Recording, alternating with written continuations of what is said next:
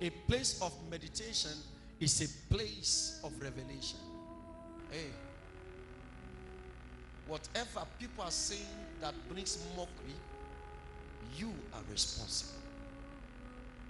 And what you need to be ahead of your equals is revelation. And I also told you, when an enemy insults you, the insult of enemies are good for you, because only your enemy can be sincere to tell you what you lack. But you see, it's about you. It's not about them. It's about where you're going. It's about your future. It's about your plan. It's about what you become. Sit down and think about yourself, not your friends. Leave your friends alone, because if you make it, they will come, and if you lose, they will leave you. When an enemy says, "You poor woman, you are poor," it's not time to cry. It's time to look into your life and sit down. It is better to follow people who are ahead of you, who are going through the same path, than to lead people who are not going to your direction. And if there is anything you can get from meditation, it is called direction and revelation. Anything you are doing, somebody is ahead of you. If there is anything you can get from being worried, it's called sickness and affliction. So when people insult you, you have to take the insult to a place of meditation. You plan things and then you have big dreams, but you never created space for them. So even when your dream came, there is no capacity to retain your dream. So you saw it in a jiffy, you saw it, and then it's gone. Because you never created space to accommodate your dreams and your vision.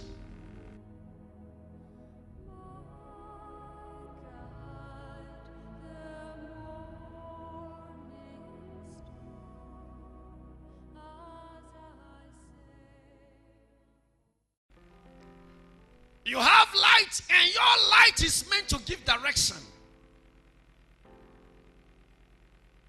Your light is meant to help people out of darkness. So you are in that family to show them light. You are not sent into that family to become darkness. He said, let the light God has given you, let it shine. So there is something in you that your family need. Hi. There is something in you that the joy, the happiness, the peace, the success, and the achievement of your family's success is connected to. No one is born into a family by a mistake. I told you that I said you can choose the shoe to wear, you can choose the color of the clothes to put on, you can choose your hairdo, you can choose all these things, but you can't choose the family by blood.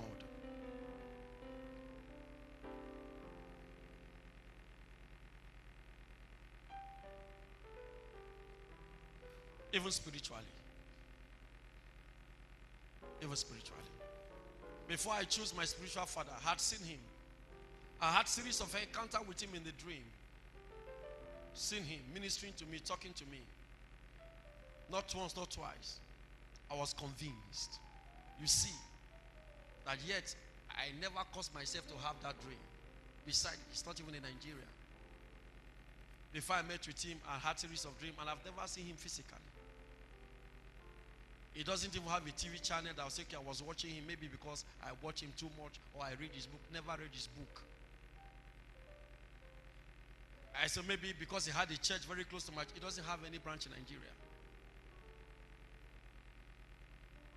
So you see, God connects you to people. God can choose a family for you. It is the duty of God to choose a family for you, physically and spiritually. If this is where you belong, you know. You see, a lot of persons come out and said, I had the dream, I had the dream, I had the dream. A woman came out to testify about her son whose document was meant to be signed until he had the dream, and then in that dream, he saw me. That's because we're in the same family. He's my family member. He's my son. So God could use me to speak to him because God recognizes and approves spirituality when it comes to do with family. God himself is a father, but it's not physical. It's a spirit. So you're submitting to a father who is spiritual. You have a family. And a lot happens in your family. Sometimes they treat you well. Other times they treat you bad. But listen to me, ladies and gentlemen. In the days of calamity, trouble, and challenge, only family can be there for you.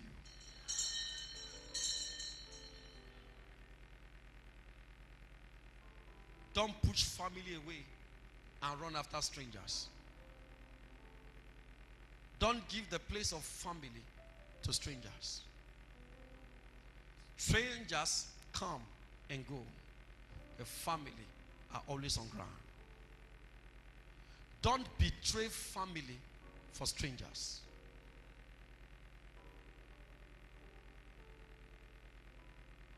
In life,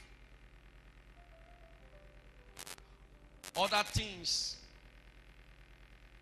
may change us. But we start and end with family. When death comes, the last to be there is family. Even if you remember them in the days of your prosperity or not, in death, they will still be there for you.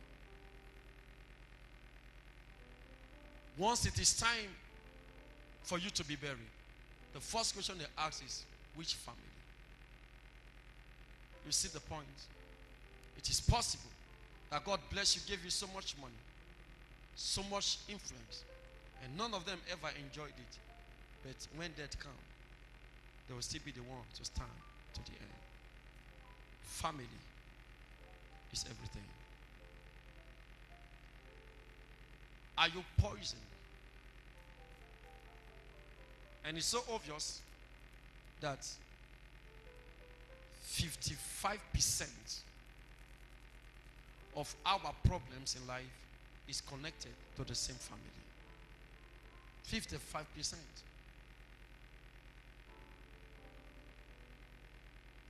Have you been hurt by your family? Did they leave you when you needed them? Did they abandon you? Did they reject you? I've heard stories and series of how babies have been picked from the dustbin, how children have been picked by the roadside, how some are even picked from the gutter. Who left them there is their family.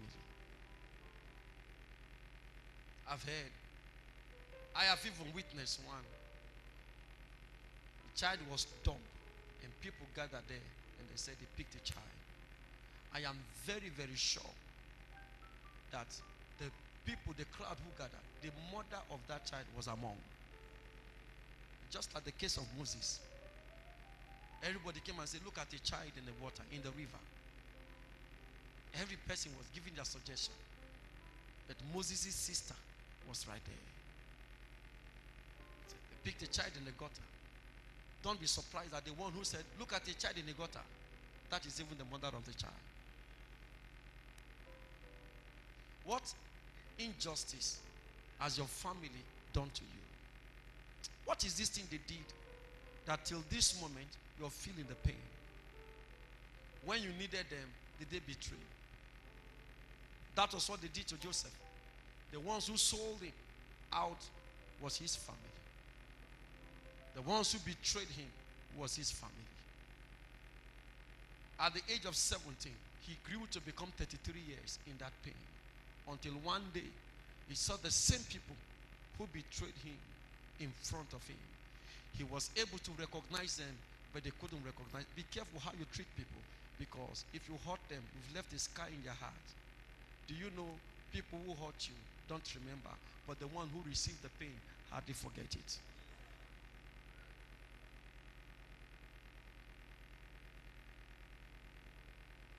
Whatever they've done to you over the years until now, will help you. If they weren't there when you needed them, don't pay them back in that same act. Everything is working together for your good. If Moses was left with his family, he wouldn't have been able to deliver his people from the hands of Pharaoh. If Moses were to be left with his family, he would have died. If Moses was to grow up with his family, the education he attained that permitted God to give him some dimension, some centimeters, some length, some calculations to build the ark, there is no way God will have been able to do that. Because where he was dwelling in Goshen, there is no way he will have had access to such education. Such education can only be attained if you dwell in the palace. Family is everything. At the end of the day, don't leave them. And may I speak to every one of us here today that in that family, being a boy, a girl, a father, a wife, a daughter, whatever position you hold in that family, you have a role to play. Place your right hand on your chair and say, in the name of Jesus, I have a role to play. I have a duty to fulfill towards my family. Rise to your feet. Tell four persons you have a duty to fulfill towards your family.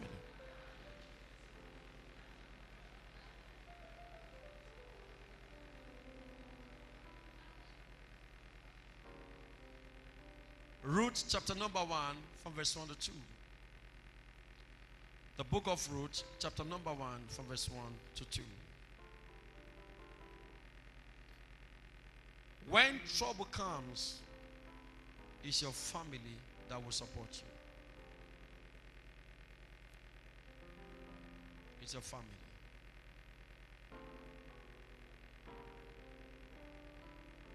There was this night that the devil really came for me. He came with everything he has for me. And when I opened my eyes, the ones I saw around me are my family. I could see the tears in their eyes, the fear of losing me. I could see the pain in their eyes. When everything was normal, I could see excitement. And then I started hearing one after the other that what they felt, what they thought. Strangers will leave you, but families will be there. Don't ever choose a stranger over a family. Even if the family is bad, you have a light to bring that family member out of darkness. We don't throw them away. We stand for them. At the end of the race, if you look behind you, the ones you see are still the family members. I tell you the truth. There are people who come to this church. Now, as long as I can flow with power and anointing, and I can do all these things, they come. But the day I'm not able to prophesy or walk in the supernatural, they will go. But my family will always be there for me. Family is everything. Look at your neighbor and say, family is everything. Don't turn your back on them. The book of Ruth, chapter number 1. The Bible says, now it came to pass in the days when the judges ruled that there was a famine in the land. Famine talks about austerity, hunger, poverty, when the heaven is closed and the earth begins to suffer it. When there is no productivity. It talks about the season of shortage and season of lack. The scripture said there was a famine in the land, and a certain man of Bethlehem, Judah, went to sojourn in the country of Moab. He and his wife and his 2 sons. It was a day of adversity, a season of difficulties, a season of pain where things are so rough. Ladies and gentlemen, there are seasons that things are tough. Every day can be rosy, and every day can be Christmas. There are days that it looks as if the heaven above you is locked. When such day come, don't turn your back on your family. I've seen people who abandon their family in the midst of difficulties. I've seen people who left their family because things were tough. You see, she remains a wife as long as the man has a job, as long as the man can foot her bills, as long as the man can provide, as long as the man can buy food and give her money for good clothes. But the moment the man loses his job and the man's finances go down to zero, she leaves him.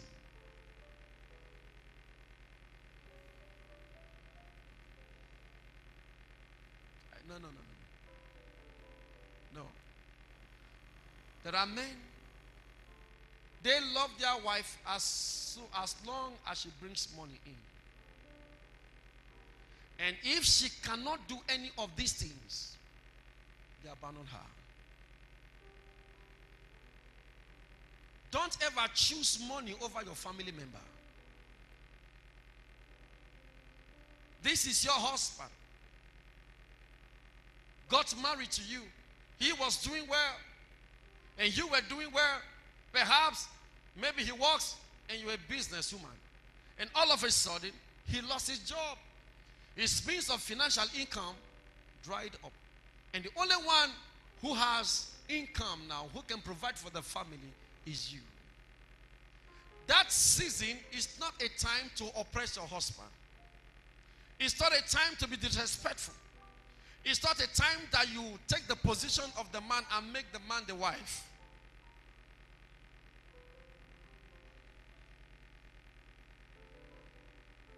I have prayed this prayer many times. I said, Lord, money that will make me misbehave, don't give me.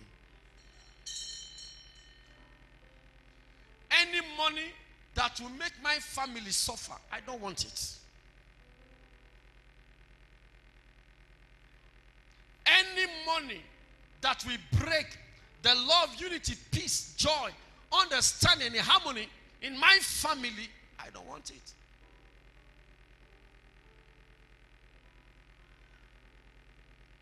This is the generation where people choose money over family. So a young boy can use his mother for ritual, can use his father for ritual. A husband can use his wife. In fact, that is what is happening. I read an article on social media the other time. The lady was saying that the guy who proposed to marry her, who wanted to marry her, who had done everything, and they finalized everything. She got married, and they went to where they want to go. It was when she got to the house, she realizes that the guy was occult. They call them Yahoo. It's occult. Occult. They form a relationship with you, make you feel free as they are part of your life, you're part of their life, and they use it for ritual. The other one was the front seat. They left the front seat so that they can pick and use the other one's girlfriend for the ritual. That was the agreement. So he went to sit at the back. When it was time for them to pick, the other one now allowed his own girlfriend to sit in the front. So under the seat, there was something they've done there. Where people choose money over family. The man, the family who stood by you in your nursery school, your primary school, your secondary school, now you're walking, you're shouting on them. What has gotten into you?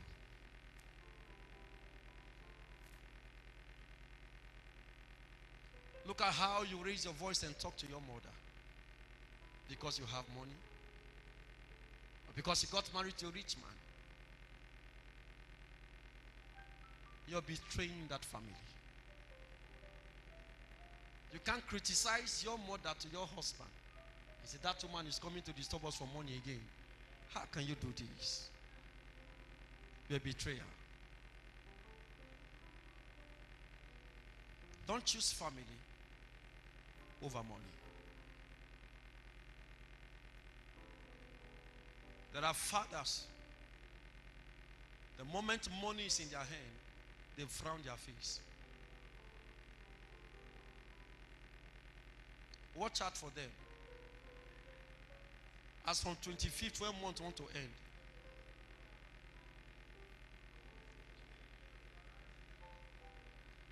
till first week of the next month, as the wife watch out, as children watch out. My friend who opened that, come on, close that. What kind of stupid? They've started. Take note that month is about to end. And the moment is broke.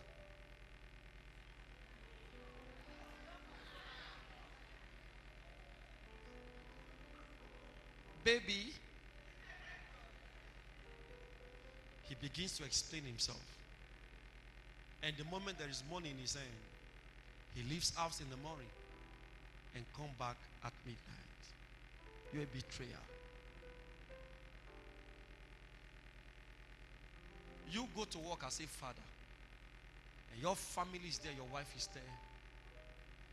Look at what she does. She takes good care of your children for you. Because those children are not bearing a name, they are bearing your name as their surname. She takes care of them, bathe them, look after them. While you go to office, she put your house in order. Have you ever left a building before? No matter how beautiful the house is, pack out and give it 1 month. You see everywhere being rusted and so many things falling off. Because the presence of human inside a house brings communication. I don't think you can understand that. You see, anytime we gather here, there is a communication between us and the wall and this building. It is that communication that is keeping this building alive. If we stay away from this building under 1 month, you won't believe it's the same place. This ceiling on its own, it will fall off. Because there is nobody to communicate with the building. Now, this is what happened. Oga, when you go to work, you leave a woman at home who communicates to your building.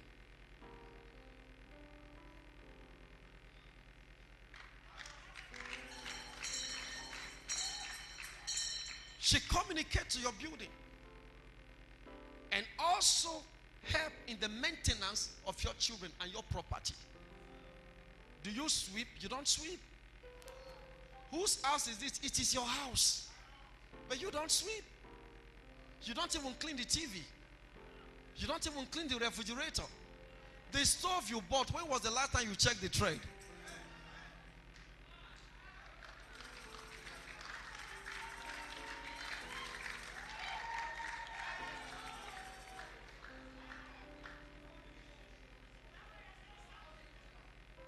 Are you here? Watch this. I want to teach you something. As I said, it's a family thing. And I want to correct somebody's mentality today. And then you go to work and you leave that woman at home. And the moment month end, you are being paid 150,000 or 200,000. You have no right to say that woman is lazy because she is working under you.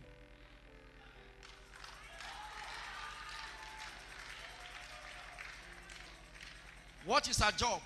She take care of your children. She cook for you. If you are to hire a cook, do you know how much you pay a cook every month?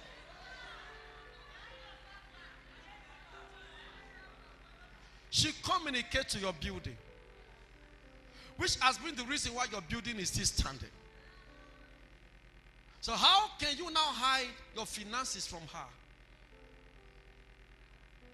How can you now call her lazy and good for nothing? You are saying this time because there is money in your account. You are a betrayer.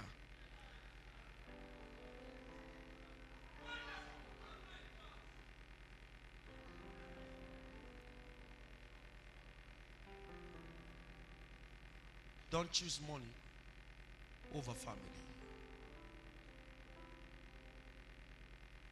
Don't choose money over family. Even as a child, don't do that.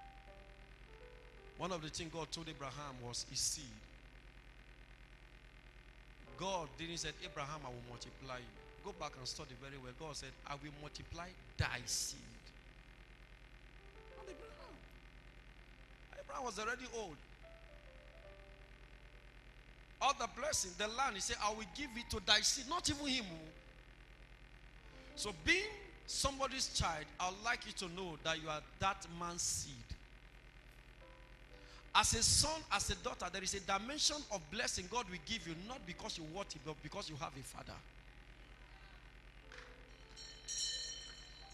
There are levels God will take you to because of your father. And God put you in that position to make sure that your father will not suffer as long as he have you. And now you are there. And today you have labeled them witches and wizards. The one that even baffles me is when you meet a stranger in the name of a prophet. I don't know who did this to you. These are people you have known for the whole of your life. You have spent years with them.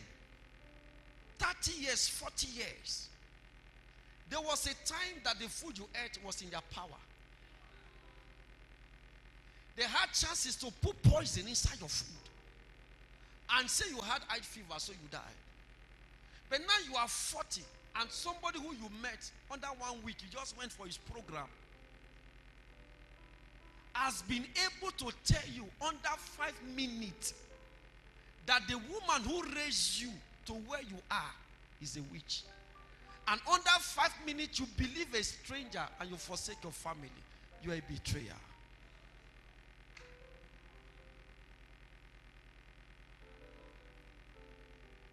I say, prophet, you don't understand. That man of God, God is using him. That doesn't mean everything he says is from God. There are times I speak something after God asked me, say, when did I ask you to say it? That's the truth. That one you said, I didn't say. Sorry, sir. But I've said it, have mercy, let it happen.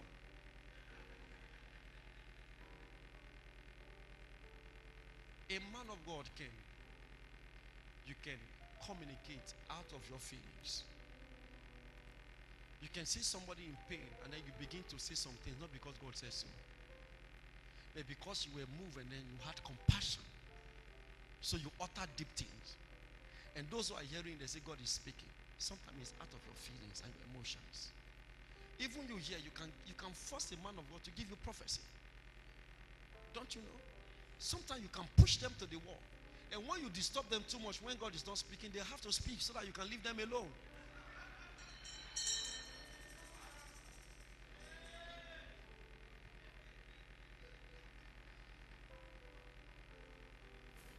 I tell you the truth that it is more comfortable when the man of God said, the Lord sent me to you,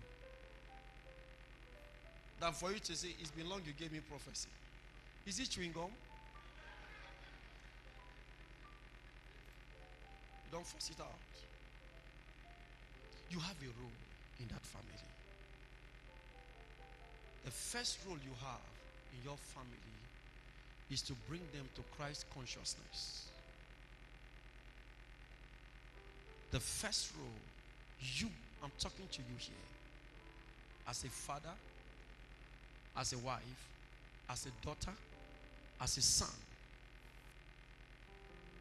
The first role you have, the first duty to that family that you belong to is to bring them into Christ consciousness. Meaning that you should be the channel in which your family know God. Don't be the channel in which your family know the devil. Because there is judgment day. Don't be a father who holds the hands of his son and say, this jam you've written your jam more than 6 times. Let me take you to a witch doctor. Don't be that father who brings sacrifices from idol and begin to disperse it and share it for children.